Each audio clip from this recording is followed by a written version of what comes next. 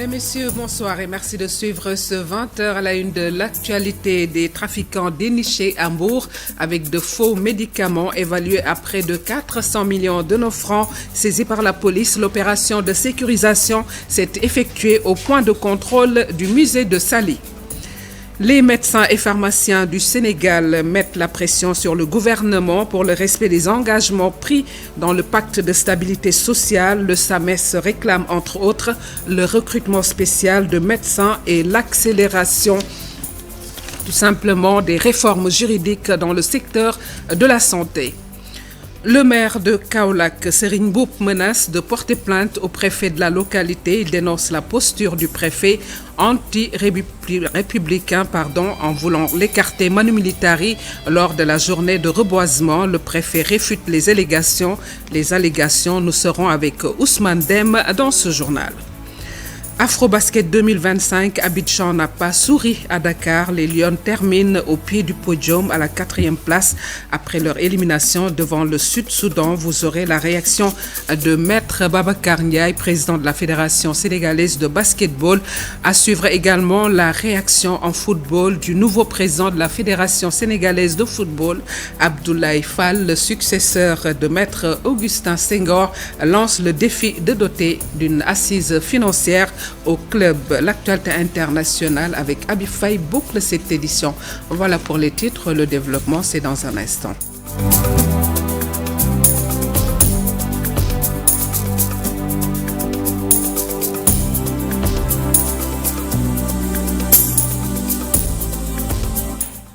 Nous vous disions en titre, la saisie de faux médicaments par la police évaluée à 394 600 millions de nos francs. L'opération de sécurisation s'est effectuée au point de contrôle du musée de Saly. Les faux médicaments étaient embarqués dans 2 véhicules type 307.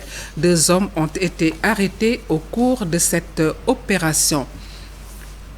Recrudescence des noyades sur la plage de Guédiawaye. Le mouvement Vision Bokk Sénégal frappe fort. Plus de 200 enfants sont réunis à la plage de Malibu et coachés sur les bonnes pratiques à adopter dans ces lieux publics. Une leçon de citoyenneté, de vision et d'autres d'audace portée donc par le club de quartier. Mamadou Aw est le président du mouvement. Il est au micro de Abdoulaye Patéane. Sur l'enfance. On est en vacances, on est à la plage, c'est symbolique. On veut montrer que c'est possible d'amener les enfants à la plage et que les enfants ne soient pas tentés pour aller à la mer et se baigner. Et on en profite aussi pour sensibiliser sur le cas de noyade. Nous, on est là à Guédiawaye. Tous les jours, c'est nos enfants, nos neveux, nos frères, nos petits frères qui se noient. Maintenant, c'est une occasion de sensibiliser par rapport aux baignades interdites qui sont là, mais surtout dire aux enfants et aux parents, vous pouvez amener vos enfants, mais vous pouvez leur faire des activités comme nous faisons aujourd'hui, sans pour autant qu'ils soient tentés à aller se baigner à la plage. Et encore une fois, on les sensibilise aussi sur la violence aujourd'hui qui gangrène le pays. C'est un des rôles, un des objectifs du club citoyen de quartier. Éduquer les enfants en dehors de l'école, en dehors de la maison, participer à leur éducation et leur former en tout cas. Nous ne cesserons de le dire. Guédiawaye fait partie des rares départements au Sénégal où vous trouverez 7 km de plage, sable blanc, vous avez vu, c'est du sable blanc. Et il n'y a eu aucun investissement, c'est inimaginable. Ça fait partie d'un de nos principaux objectifs. Il faut qu'on arrive à investir au niveau de cette plage. Le syndicat des médecins, pharmaciens et chirurgiens dentistes du Sénégal met la pression sur le gouvernement.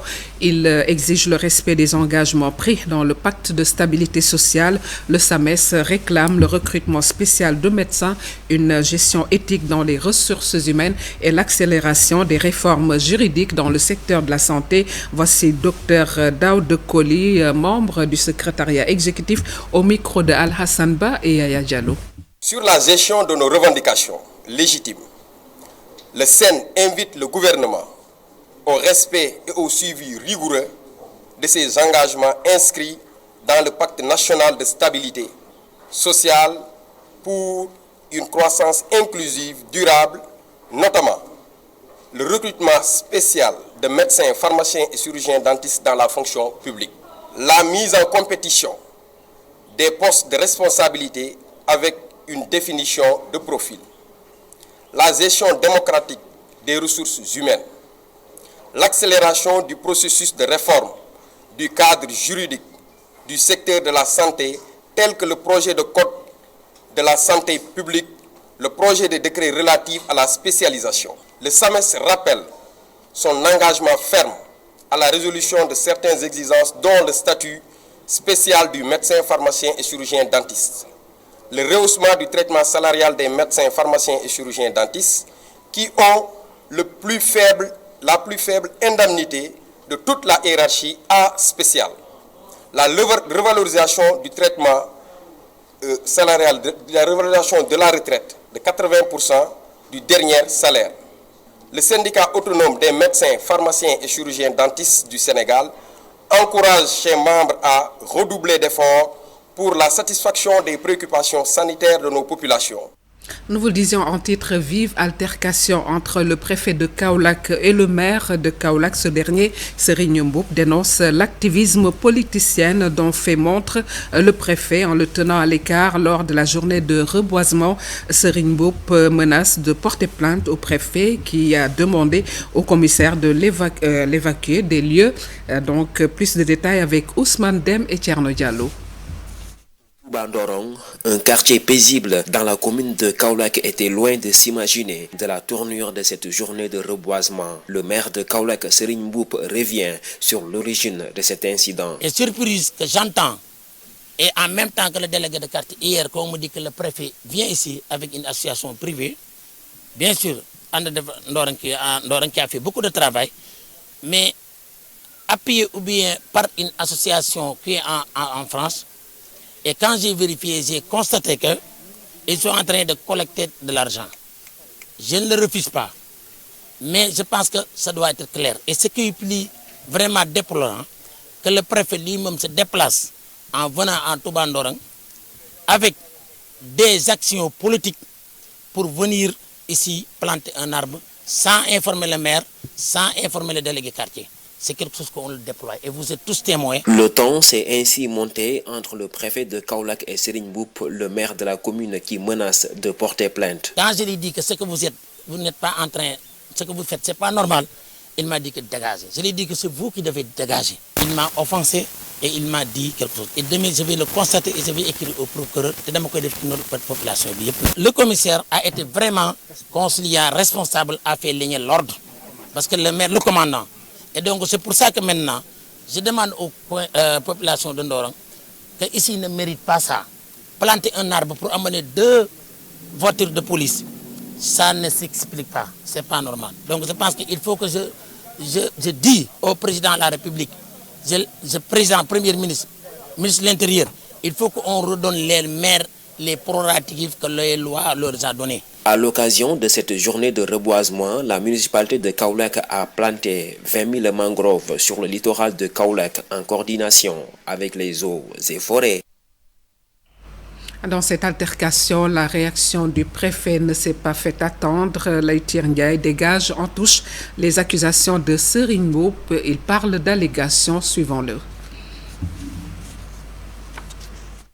Célébrer la journée de l'arbre ci quartier Ndorong dëgg la xaj na kàddu ya fa jib neexul ñu bari ci askan wi loolu maa ngi koy rëcc ci wax ji ma ko wax waaye bëggoon naa itam leeral li nga xam ne xew na ci ginnaaw ba xaj na ñu àgg ci loolu li may wax am na association bu ma bindoon tolloo ko benn semaine pour sàkku sama teewaay ci benn activité de reboisement bu ñu war a organiser ci journée de l'arbre ma nangul leen ko boole leen benn ak service secteur des eaux et forêts pour ñu préparer activité démb ci suba boole 7 heures ci suba monsieur le maire woo na ma ba ñu waxtaan ci activité bi ba ma xamal ko ne Ndorong lañ koy def mu rafetlu ko ba tegal ma ci ne bu ñu fa paree ñu dem fële ca plage ba ñu def fa reboisement mangrove loolu aussi dama ko nanguloon mu ne ñaanoon ma aussi bu ñu fa jógee ci ngoon si ñu dem chambre de commerce ñu présider benn cérémonie de remise d'attestation loolu aussi ma nangul ko tey démb ci guddi bi 21h jotee la ma secrétaire municipal bi woo ne ma maire. Au registre de l'environnement, planter un arbre pour faire grandir l'espoir, c'est l'objectif que se fixent les habitants des Maristes lors de la journée de l'arbre tenue hier samedi. Ils ont planté 170 arbres dans la commune, un message fort sur le lien entre l'homme et la nature, un thème au cœur de ce reportage signé Al-Hassan Ba Modou Diop. Des Maristes ont activement participé à la journée de l'arbre, marquant l'événement avec la plantation de 170 arbres. Cette belle initiative a été rendue possible grâce à la collaboration entre les associations locales, la municipalité et les services de l'État. Nous avons la chance d'avoir les 2 lacs, d'être encadrés par 2 lacs. Mais ce qu'on voit à l'intérieur des Maristes, c'est quoi? C'est les gargotes, c'est les occupations anarchiques. C'est à nous de nous lever en premier et de dire que nous voulons changer ce visage des Maristes. Ce qui nous ont été ici, c'est non seulement les partenaires, où on peut citer Ousmane Diallo, on peut citer Nogou Diker, les autres associations, la commune d'Anne Bel-Air, mais c'est les services de l'État d'abord, parce qu'on a vu les eaux et forêts, la direction du cadre de vie, le directeur Sénat Alun Jim qu'on remercie, qui nous a soutenus en plat d'arbres fruitiers et ombragés. Une cérémonie de plantation symbolique a eu lieu à laquelle toutes les autorités présentes ont participé. Le maire Babacar Meng, qui s'est réjoui de cette initiative après avoir planté son arbre, a invité les résidents à faire un effort pour l'entretien de ces plantations. De telles initiatives, nous les avions eues dans le passé, effectivement. Sur le site où nous avions assuré plusieurs cérémonies, mais je pense que cette année, nous voulons surtout marquer notre présence par la maturité et par l'engagement. Donc c'est en ce sens que je voudrais, au nom du Conseil, féliciter toutes ces associations de Hann, que ce soit Guelewar, que ce soit Mariste Kanam, que ce soit Ndogu du Cœur, les délégués de quartier, les conseils de quartier, les femmes, les jeunes, nos guides religieux. Cheikh Baba Diallo, président du mouvement Solution by Spirituality, a également pris part à l'événement. En rejoignant l'initiative de Mariste Kanam et compagnie, il a souligné le lien spirituel profond qui unit l'homme à l'arbre. Entre l'homme et l'arbre, il existe un lien spirituel fort qui les unit. L'arbre a besoin de 4 éléments, l'eau, la terre, l'air et le feu. Et l'homme a été créé à partir de ces mêmes éléments. L'arbre produit l'oxygène dont l'homme a besoin et la nuit, ce que l'homme rejette et ce dont l'arbre a besoin. Vous pouvez donc constater cette complémentarité. Nous devons tous prendre conscience de ce lien et reboiser davantage pour notre survie. C'est ce qui fait l'importance de cette journée. Citoyens du monde. Pour les habitants, cette journée est bien plus qu'une simple célébration annuelle. Elle marque le début d'une série d'initiatives similaires qui sont déjà prévues. Et la transition est toute trouvée pour parler de cette journée d'investissement humain aux parcelles assainies. Reboisement, assainissement et aménagement d'espaces publics constituent les principales activités menées par les riverains en partenariat avec les autorités locales. Voici Momar Ndiaye, le directeur général de l'aménagement urbain avec Ahmadouba. Qui était une journée d'investissement humain, une journée de reboisement et une journée aussi de Set Setal. Voilà. Donc comme vous le savez, aujourd'hui nous avons parcouru l'ensemble des artères au niveau de la commune des Parcelles Assainies pour faire du Set Setal et terminer ici au niveau de la viaduc pour faire un aménagement et aussi planter des arbres comme l'a décrété le président de la République. Donc je tiens encore une fois à féliciter et à encourager l'ensemble des populations et plus particulièrement le maire de la commune des Parcelles Assainies, Aboubacar Djamil Sané, qui n'a ménagé aucun effort pour la réussite de cette journée. Nous avons planté plus de 100 arbres au niveau de la commune des Parcelles Assainies et nous ne comptons pas nous arrêter à cela. Donc chaque mois, nous allons perpétuer cette journée pour avoir une commune beaucoup plus verte et beaucoup plus résiliente. Chaque arbre a été parrainé par une personne. Voilà. Donc c'est pour vous dire, pour garantir la pérennité de l'arbre. Voilà. Et retour sur les pluies torrentielles à Touba. Plusieurs quartiers ont été inondés à moins de 10 jours du Grand Magal de Touba. Pape Balagué revient ici avec le directeur de l'ONAS pour plus de détails. La douleur de compatir au dérangement que les populations ont subi durant ces deux derniers jours. Suite à la forte pluie qui s'est abattue à Touba, une pluie de 145 mm, vous comprendrez que ça peut créer beaucoup de dégâts. Et c'est en cela que nous venons auprès des populations partager avec elles leurs douleurs. Nous avons procédé à l'inauguration à travers le Premier ministre.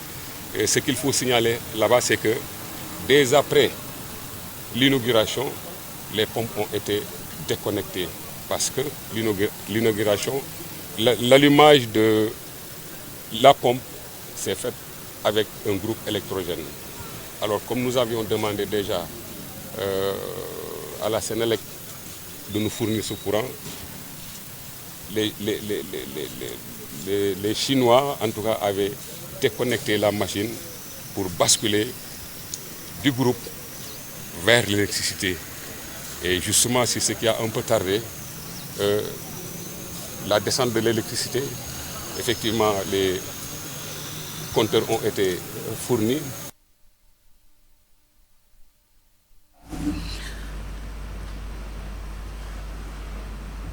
Litige foncier à Keur Ndiaye Lo où les populations sont sorties pour accuser le promoteur Khalifa Gueye.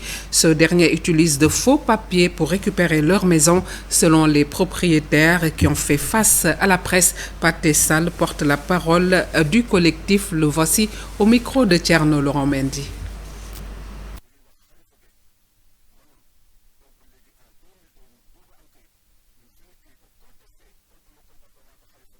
Qui vient en 2025 pour revenir sur une décision qui la justice a déjà tranchée. Nous avons nos documents, toutes les délibérations, Alidja, Bayelka, Mamadou Sow, toutes les délibérations sont là depuis 1987 et que la justice a tranché et nous a donné gain de cause. Donc on ne comprend pas en 2025 pourquoi Khalifa Gueye veut revenir pour remettre en question ces décisions de justice. En tout cas, nous sommes de pied ferme et nous alertons et nous interpellons le président de la République, son Excellence M. Bassirou Diomaye Faye, le Premier ministre Ousmane Sonko. Ce site s'étend sur 7 à 8 hectares. Autant, c'était destiné au pâturage, aux bergers, à nos doyens, nos parents. Les délibérations ont été attribuées depuis 1987 par ces bergers. C'est après, avec la proximité des populations, que ce site est devenu maintenant à usage d'habitation. Nous avons passé par les voies légales, en payant les frais de bornage au trésor, en allant à la mairie avec nos notifications d'attribution de parcelles. Nous avons tous les documents légaux pour que ces parcelles nous reviennent de droit. Donc, 15 ans après, en 2002, avec ces faux documents de Khalifa Gueye, comment peut-il remettre en cause l'acquis que nous avons ici? Et nous l'avons eu dans les conditions légales. Il y a des nervis qui sont dans le site. Et un civil ne peut pas arrêter un civil. Autre litige foncier toujours à Keur Ndiaye Lo, cette fois-ci avec les travailleurs membres de la coopérative d'habitat Sympa Équipement qui dénonce une opération de spoliation impliquant des promoteurs immobiliers et d'autres personnes influentes. Ils tirent la sonnette d'alarme sur 100 parcelles. Voici Mamadou Lamine Djedjou, président de la coopérative, au micro d'Abdoulaye Patéane. En 2009, une cotisation imputation salariale. On a trouvé un site à Keur Ndiaye Lo avec un promoteur qui s'appelle Makodoudien. Nous avons acheté 101 parcelles. Des délibérations qui ont double signature, le maire et le sous-préfet. Le maire de Bambilor, Ngagne Diop, impôt et domaine de Rufisque. Ils nous ont fait des attestations de bail. Aujourd'hui, qu'est-ce qui se passe? C'est Camara Touré est en train de nous menacer pour arracher nos 100 terrains. En dehors de cela, nous sommes partis à Thiès pour rechercher d'autres terrains. Un jeune qui n'a même pas 40 ans. Il a son INEA et son registre de commerce. On a acheté avec lui aussi 20 terrains. Il nous a roulé dans la farine. On a porté plainte. En dehors de lui, Amadou Sissé nous a vendu 33 terrains. Lui aussi nous a roulé dans la farine. Ces pauvres travailleurs qui ont cotisé leur argent pour avoir un toit. Est-ce que ça est normal? Sur Bombay, la mine de phosphate renforce son ancrage social. Le PDG de l'entreprise a réuni chefs de village et autres populations impactées autour d'actions concrètes, notamment mise en place de forages, de vivres de soudure, mais aussi de consultations médicales gratuites. Une initiative saluée par l'adjoint au maire, comme nous l'explique Babacar Diouf Nongondiaye. De phosphate de Bombay, le président directeur général de la société a réussi à mettre tout le monde d'accord. Chef du village et membre du collectif des impactés ne tarissent pas d'éloges. Au nom des chefs de village, je dis merci à la mine qui se soucie de notre bien-être. Ce n'est pas uniquement un forage Mais à côté, il y a la consultation médicale et le don de vivre mère à la mine Gadebissi. Un forage flambant neuf, des vifs de soudure ont été mis à la disposition des populations, lesquelles populations ont bénéficié d'une consultation médicale gratuite. Mais c'est des vifs de soudure, mais c'est le transport des enfants pour limiter. Nous voulons développer cette contrée avec un forage, avec la lutte contre les déperditions scolaires et la création d'emplois. Ce forage nous a coûté 130 millions de francs CFA. Si Gasby par Bauer, une entreprise allemande, avec équipement, il y a presque 130 millions. Une série d'initiatives bien accueillies et saluées par l'autorité administrative. Mamadou Faye, l'adjoint au préfet de Bombay, invite les bénéficiaires à une gestion rigoureuse des ressources mises à leur disposition. Parce que si nous avons les infrastructures, l'autorité est née war nañ fexe ba entretien ba doon entretien bu mucc ayib.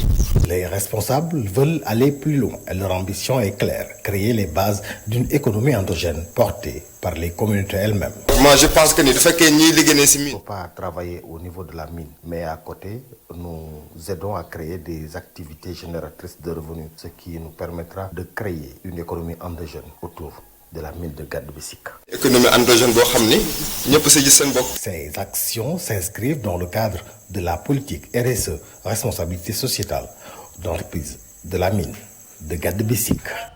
Et nous parlons de cette initiative saluée dans la banlieue dakaroise avec cette vaste opération de sensibilisation sur les risques liés à l'Internet, notamment les abus sexuels en ligne, les violences visuelles et autres menaces dans le numérique. Ces actions concrètes pour mieux armer enfants et adolescents ont été menées dans le cadre de la 30e édition des activités de l'ONG Eden en partenariat avec le préfet de Guédiawaye et des acteurs de développement communautaire. Voici Ousmane Sow, le président de Eden, au micro d'Abi Faye.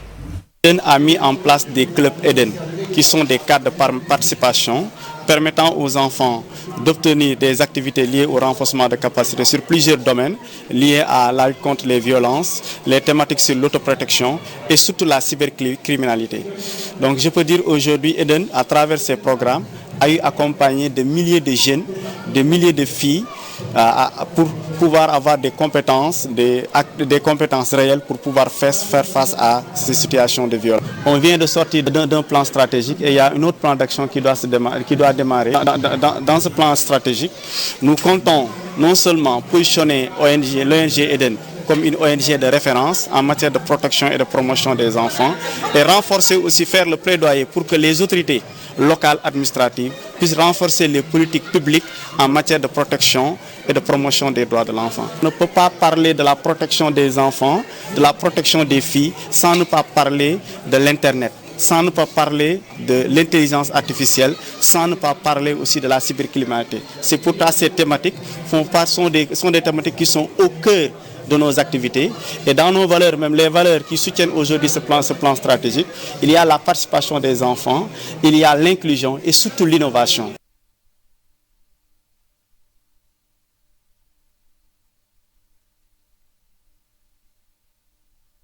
Une distinction remise par l'Université islamique de Minnesota.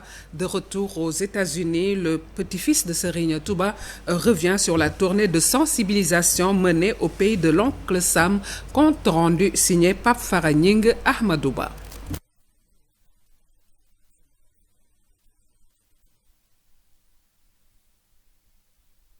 Techniquement, un élément que nous ne pouvons pas vous diffuser pour l'instant. Nous y reviendrons certainement dans nos toutes prochaines éditions et nous parlons de l'actualité sportive avec le Sénégal qui termine au pied du podium, battu par le Soudan du Sud 66-65. Le coach a fustigé l'arbitrage. Nous retrouvons notre envoyé spécial sur place, Mamadou Ndiaye. Abidjan n'a pas souri à Dakar. Spécial Mamadou Ndiaye, apparemment qui n'est pas sur place à Abidjan.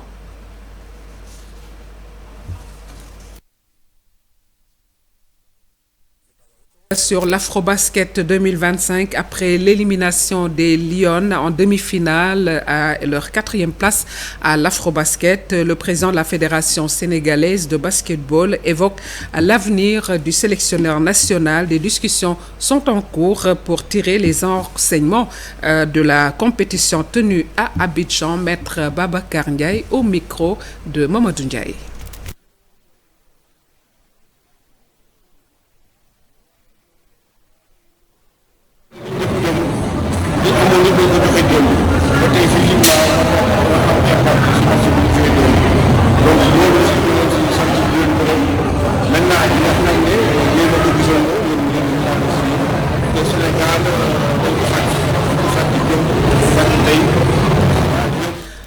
Et toutes nos excuses pour cette mauvaise qualité technique de l'élément qui n'est pas en français également.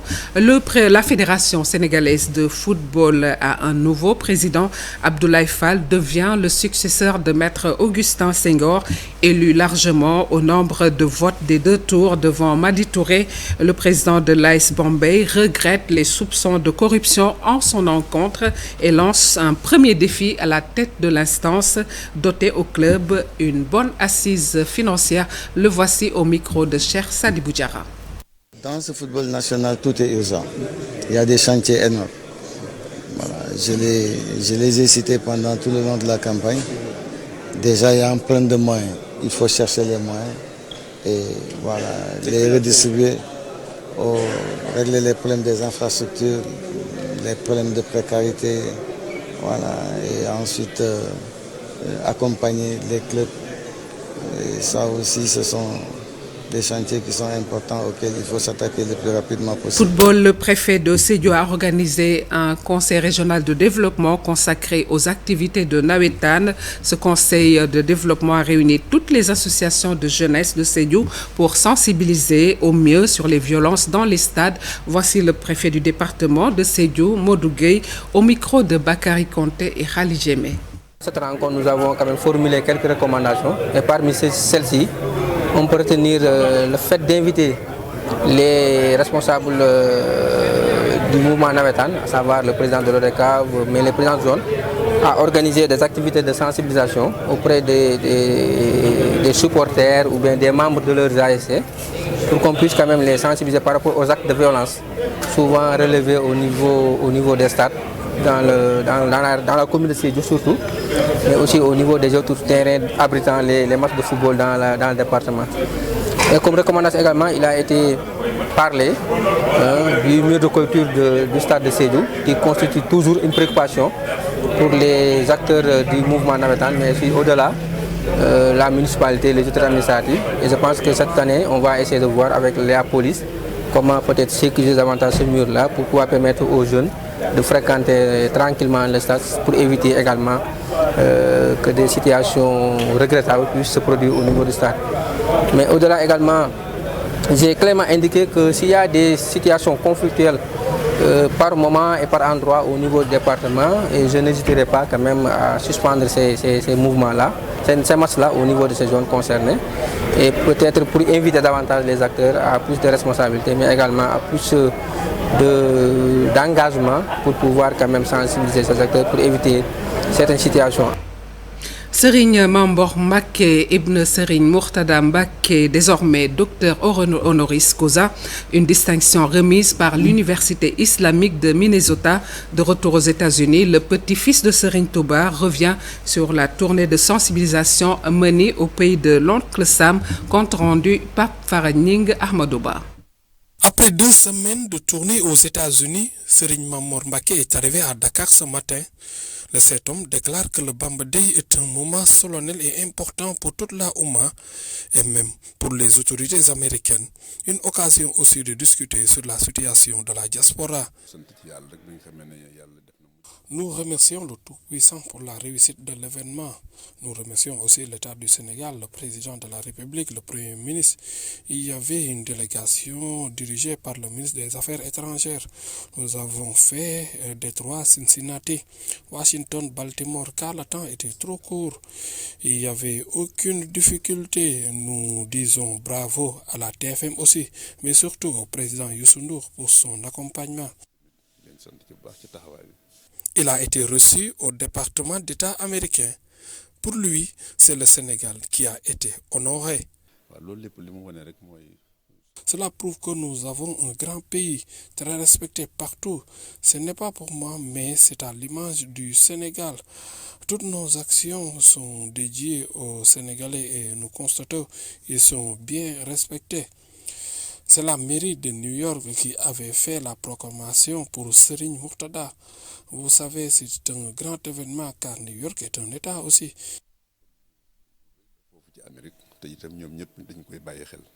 Pour la même occasion, l'Université islamique de Minnesota lui a décerné un docteur honoris causa pour service rendu à l'éducation.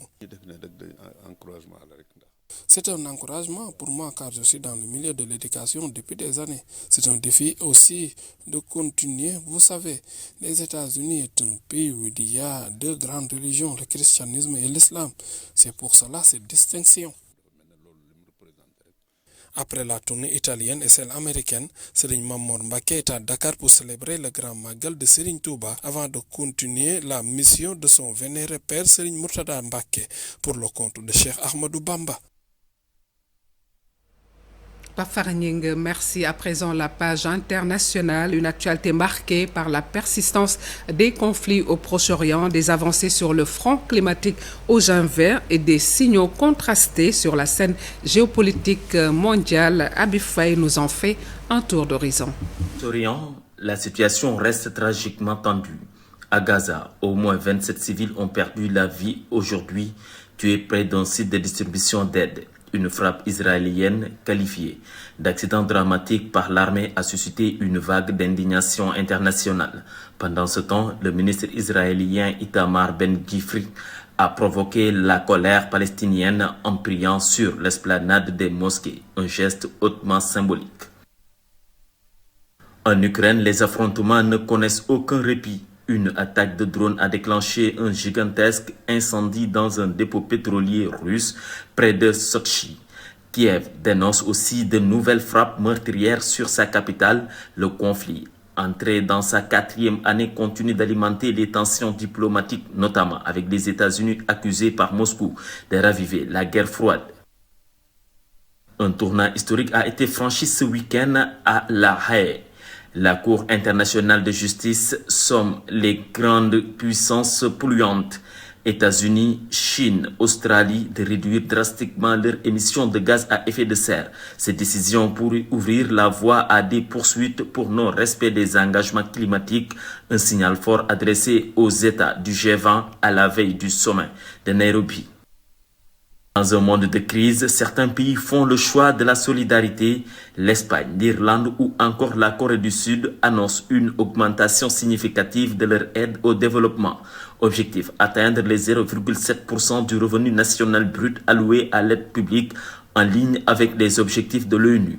Une position qui contraste avec le recul d'acteurs majeurs comme les États-Unis ou le Royaume-Uni. Et pour finir cette page internationale sur une note d'espoir, l'Inde célèbre ses jeunes prodiges avec leur brillante performance à l'Olympiade internationale de linguistique. À Taïwan, l'équipe indienne décroche l'or et le bronze, un exploit salué dans tout le pays, symbole de l'essor scientifique des nouvelles générations. Retour chez nous pour terminer. En lutte Eumeu contre Franc, les Parcelles Assainies confirment leur hégémonie sur Pikine. Le choc tant attendu pour le compte du grand combat de la saison a tourné à l'avantage du poulain des Parcelles. Une confirmation donc de l'hégémonie exercée sur Pikine en lutte par le fief de Modulo que vous pouvez voir ici en image.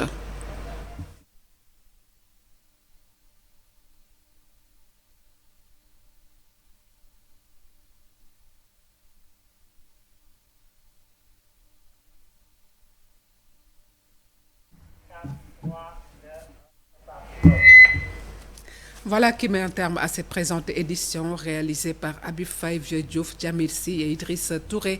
Merci de l'avoir suivi. Excellente suite des programmes sur la télévision Leader. Et puis bon début de semaine à toutes et à tous. Au revoir.